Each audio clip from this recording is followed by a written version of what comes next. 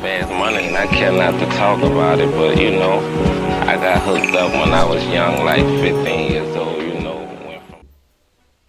Yo les gars, on se retrouve aujourd'hui avec notre Yann National pour débriefer de l'UFC Fight Night qu'on a regardé hier soir.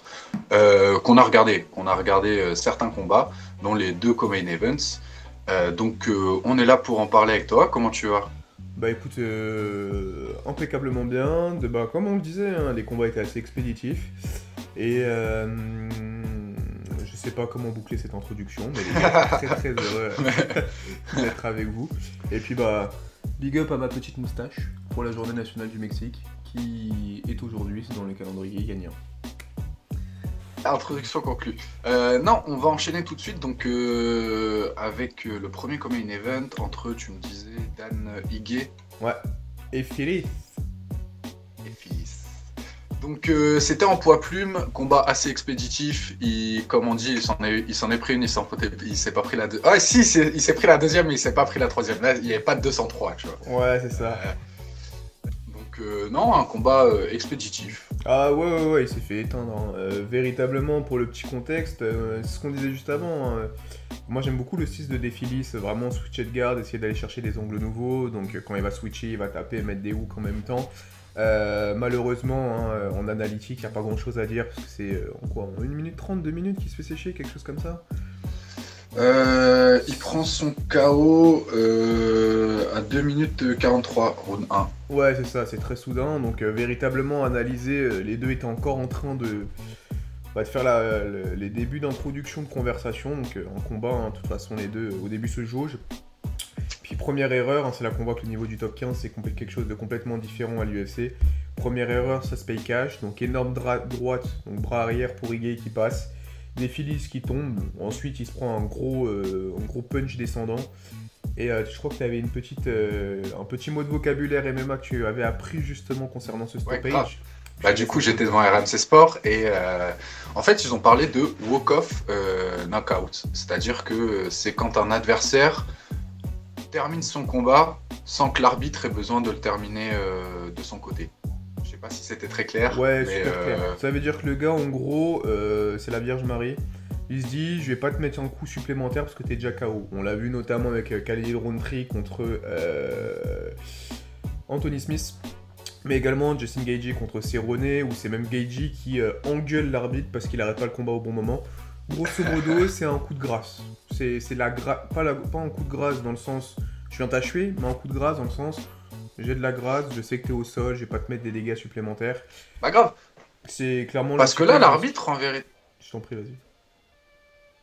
Non, tu disais c'est l'antithèse de. Non, mais j'aime bien quand on parle d'antithèse, du coup, je te laisse finir. T'as vu, j'utilise des beaux mots, moi. Hein. Ouais, grave. C'est l'antithèse de ce qui s'est passé Dan Anderson contre Bisping, où Dan Anderson, il met son overhand de l'espace dans la gueule de Bisping qui tombe. Puis derrière, il prend un truc, tu sais pas si c'est une massue, un pont américain, ou vraiment un coup venu de l'espace, mais. Ou Ngannou à overhand, tu vois. Ouais, voilà, dans le délire. Exactement. C'est le coup en fait qui te fait perdre la moitié des cellules de ton cerveau, mais. Ah ouais, et qui est pas nécessaire du tout. Ouais, mais parce que là, l'arbitre en vérité, il est un peu lent, tu vois. Je suis pas. Effectivement. Tu sais, quand tu le vois tomber la première fois, tu sens qu'il est KO. Le combattant le sent, tu vois. L'arbitre peut-être que. Mais je trouve que même sur le deuxième, il intervient pas si vite que ça, tu vois. Bon, après, au final, comme le combattant arrête son truc, ça pose pas forcément de problème, mais. Ouais. En fait, je pense qu'il s'attendait pas à ce que ça finisse aussi vite et qu'une droite puisse ouais, toucher comme j'avoue. ça. Au début, il voit un knock, il se dit bon, ok, le mec est par terre, est-ce qu'il peut travailler? Il voit qu'il en prend une plein pot, il fait ok, c'est bon, stop. En soi, sur le stoppage, genre moi, j'ai pas vraiment vu de problème dessus, à contrario de l'exemple que je vais ressortir à chaque fois, les gars, cette année. Hein, c'est Jalin Turner contre Bobby Green, mais oui, ça n'a rien à voir. Ça vraiment, mais cet arbitre, c'est un trou du cul complet, j'espère qu'on ne le verra plus jamais dans une carte. Non, mais vraiment, tu peux pas jouer comme ça avec la présomption d'innocence, Yann. Oh non, présomption de culpabilité et présomption de vento Vous aurez compris la fin de la phrase. YouTube, il y a des enfants, Serious Environment, l'UFC c'est violent, mais la cordialité est présente. On peut passer à la suite, au main event pour le coup, maintenant qu'on a fait le co-main. Donc Joe Pyfer Enfin, excuse-moi, je te laisse faire la transition, désolé. Je me suis un petit peu trop mis à mes aises. Je t'en prie. Non, mais écoute, tu fais bien. Jack Hermanson contre Joe Pyfer. Combat là qui a été au bout des 5 rounds. Dominé par Hermanson globalement sur la totalité du combat, même si du coup les 2 premiers sont. Pyfer nous sort je trouve une belle performance, tu vois. Ouais, carrément. Totalité, je te trouve dur. Hein. Pyfer gagne 40% du combat. Et quand même, ce qui est certes moins que 50. Vous l'aurez compris, les mathématiciens, 40-50, moyenne. Beau gosse. Mais par contre, genre Pyfer, il a pas fait que de la figuration. Hermanson a dominé à partir du round 3. Il a profité d'une blessure. Mais au tout début, Pyfer était vraiment en train de proposer quelque chose d'assez dominant, d'assez impressionnant. Ouais, de ouf. Moi, il m'a fait kiffer hein, sur les 2 premiers rounds. Honnêtement, sa boxe, tout rentré. Genre, il avait des beaux enchaînements. Non, ça m'a fait grave kiffer. Et puis, il y a ce petit revirement de... Je sais pas si on peut appeler comme ça. En fait, je pense... Ouais, exactement le tournant du combat où il se fait toucher à la jambe et tu sens que derrière, c'est compliqué. Et Hermanson va intelligemment jouer sur ça. Donc, on rappelle qu'il était classé 11e donc en middleweight. Non, en... Ouais, c'est middle. C'est la catégorie middle, ouais. Et que du coup, il prend la Pyfer qui était un petit peu un petit crack. Donc, ouais, qui était sur 3 finishes de suite, je crois, ou en tout cas 3 victoires consécutives, dont 2 KO sur les 3. Je suis pas sûr, pour messieurs derrière la caméra, je suis pas sûr que ce soit les 3 qui sont en finish. Confirmez-le moi, mais je suis certain qu'il y a 2 finishes là-dedans. Le 3ème, est-ce que c'est pas une décision dominante? J'ai pas le remember. Après, tu vois, il avait jamais fait un combat en 5 rounds. Donc non. Je pense peut-être que ça a joué aussi, tu vois, parce que finalement, ce combat-là, tu le mets en 3 rounds, c'est Pyfer qui s'impose, ouais. Donc non, il a eu un peu à l'expérience, Hermanson, et on verra peut-être... du coup, là, on en parlait, il va peut-être potentiellement passer devant Dolidze, qui a un petit peu chuté suite à sa défaite contre Mavov, qui est d'ailleurs passé 8ème. Ça, pour le coup, moi, est-ce qu'il passe devant Dolidze là-dessus? Je suis pas certain, parce que Dolidze l'a battu, donc ça me paraît très bizarre qu'un mec qui a TKO Hermanson se retrouve derrière lui dans les classements, malgré le fait qu'Hermanson soit sur du vert et Dolidze en rouge. Je pense qu'il va stagner à la 10ème position, qu'à la limite, s'il veut monter, il va devoir prendre Nassourdine, mais je le vois pas être devant Dolidze dans le classement. Bon, après, tu me diras, l'UFC gère son business, hein. On verra de quoi l'avenir est fait, mais moi, j'en suis pas persuadé. Et du coup, sur le classement de Imavov? Sur le classement d'Imavov, dans le sens, quelle place il est, tu veux dire? Non, du coup, il est en 8. Ouais. Je sais pas, tu t'en penses quoi? Bah là, ouais, pour le coup... fait monter un petit peu plus, ou...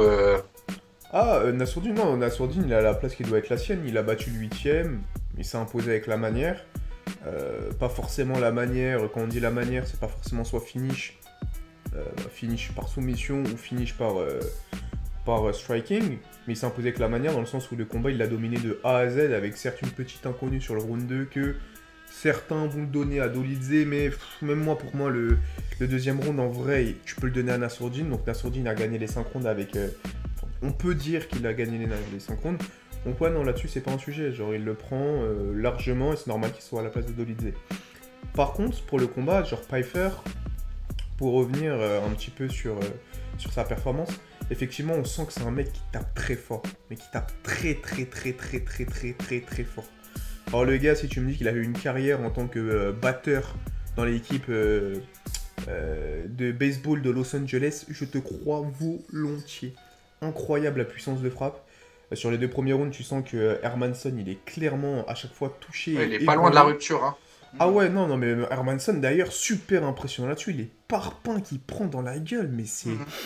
Amplitude, le gars, il vient avec des ouragans, et Hermanson, il a mis son kawaii, donc ça passe bien, mais... Oh et même dans... Je crois que c'est à la moitié du 2e round, où t'as Hermanson qui est pas loin de la rupture, et il tente une amenée au sol, et Pyfer la défend bien, hein. Donc, c'est vrai que... Elle a été téléphonée, mais effectivement, Pyfer a une bonne défense. Parce qu'en plus, il en peut plus, tu vois, ça fait un round et demi qui se prend des parpaings dans la gueule, donc... Ah ouais, au calme. Ouais, petit placement de Placement produit. sur le haut, comme ça. Je dévoilerai le nom que si jamais on me donne de l'oseille. Donc les gars, likez la vidéo, cliquez ici pour vous abonner, hop. Et puis bah, mangez bien parce que c'est important pour la santé. Mais pour revenir sur la nutrition, Hermanson, on a clairement fait une bête de préparation. Il devait avoir beaucoup d'avoine dans le bidon, le petit.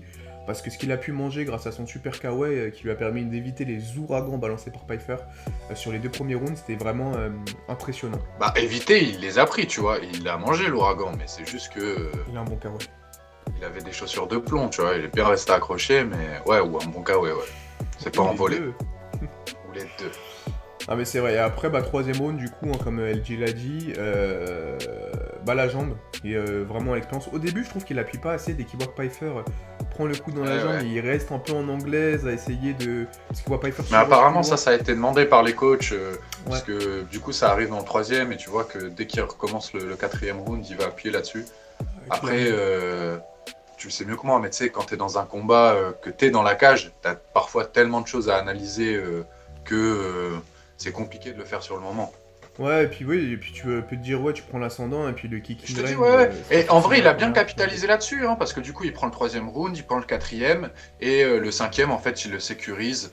Il a pratiquement 2 minutes 50 de contrôle au sol sur Pfeiffer. Donc non, je te dis, pour moi, c'est un combat à l'expérience et à la ténacité, où il va l'accrocher. Bah écoute, j'aurais pas dit mieux. Si on hypothèse un combat contre Nassourdine ou on garde ça pour plus tard?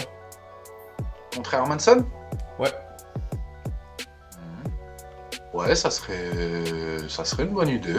Enfin... Ouais. Okay. Ouais, pourquoi pas. Bah dans ce cas-là, on va s'arrêter là. Mesdames et messieurs, on vous fait à nouveau des gros bisous, vous l'aurez compris. C'est notre petit débrief là du matin, il est 14h et des brouettes. Petit réveil en douceur, on débrief un peu du UFC avec vous. Encore une fois, passion sans prise de tête. Vous l'aurez compris, des yaourts vont sortir incessamment sous peu. C'est absolument faux. Abonnez-vous, likez, commentez. L'arsenal du youtubeur, j'ai envie de vous dire comme d'habitude. Et puis bah écoutez, n'hésitez pas à vous dire ce que vous en avez pensé. Donnez-vous votre opinion, vous, sur Hermanson. Est-ce qu'il doit affronter Nassourdine ou est-ce qu'il doit encore continuer à taper des jeunes loups aux dents longues pour confirmer sa place de gatekeeper, l'installer, puis derrière à nouveau remonter. Gros bisous les boys. À très bientôt. Viva Mexico. Prenez soin de vous.